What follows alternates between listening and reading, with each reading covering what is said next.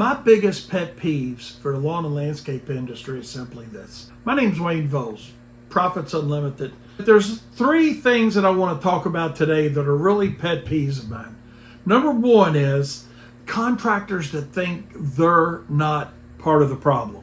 And this is coming from my own personal experience. I never once thought at Wayne's Lawn Service back in the early 1980s that I was a lowballer. But in fact, I was.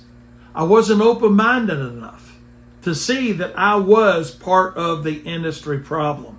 I was the person that was out there lowballing and didn't know it.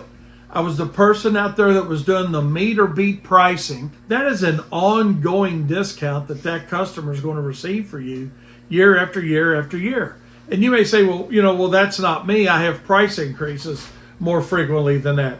That's another one of my pet peeves. Our industry as a whole is very slow to want to implement price increases to our customers because we have that mindset, well, they're going to fire me or they're going to leave me. Customers that you have a good relationship with are not going to fire you because you have a reasonable price increase. Now, the customers that are going to leave you for that are the same customers that hired you because you were $5 cheaper. So see where I'm going with that?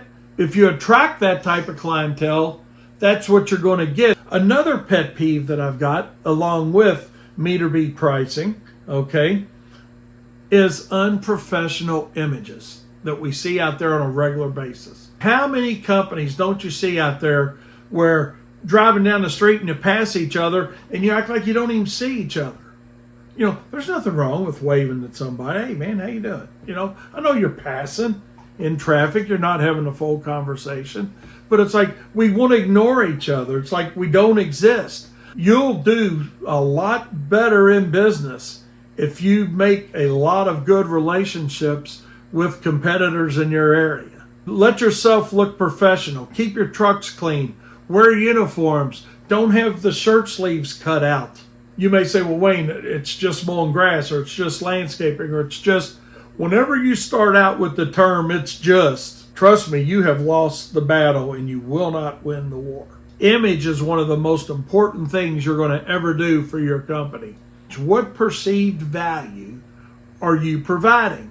And you might be thinking, well, Wayne, why is that a pet peeve of yours? If your company's not doing it, what's the difference?